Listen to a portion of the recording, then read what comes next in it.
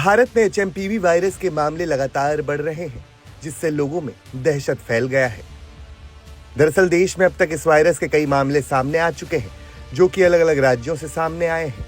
और सिर्फ भारत में ही नहीं, चीन से शुरू हुए इस वायरस की जद में अब आसपास के कई देश भी आ गए हैं, जिससे पूरे विश्व में सनसनी फैल गई है। इस वायरस ने लोगों के जहन में कोरोना वायरस संक्रमण की बुरी यादों को ताज़ा कर दिया है। ऐसा इसलिए क्योंकि इस नए वायरस के लक्षण भी कोरोना की ही तरह हैं। और दुनिया भर को दहला चुकी कोविड-19 महामारी के बाद जिस रफ्तार से ये नया एचएमपी वायरस फैल रहा है, इस वायरस ने सभी को कोरोना काल की याद दिला दी है, जिससे लोगों के मन में डर उत्पन्न हो गया है।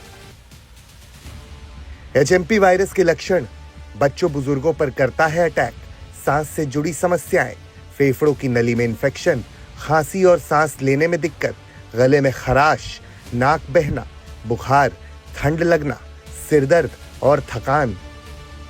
भारत में एचएमपीवी के सामने आए कुल मामलों की बात करें तो अब तक भारत में करीब एचएमपीवी संक्रमितों की संख्या 12 थी, जो अब बढ़कर 13 हो गई है।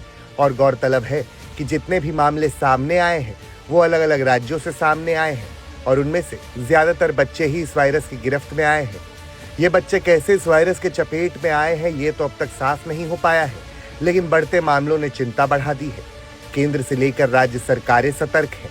हर राज्य की सरकार ने इसे काबू करने और इससे निपटने के लिए अपने अपने स्तर पर तैयारियां शुरू कर दी हैं। डॉक्टरों के मुताबिक इस वायरस के लक्षण कोविड या किसी नॉर्मल फ्लू की तरह ही हैं, तो सावधानी भी उसी तरह से बरतनी होगी। क्या सावधानी बरतनी होगी?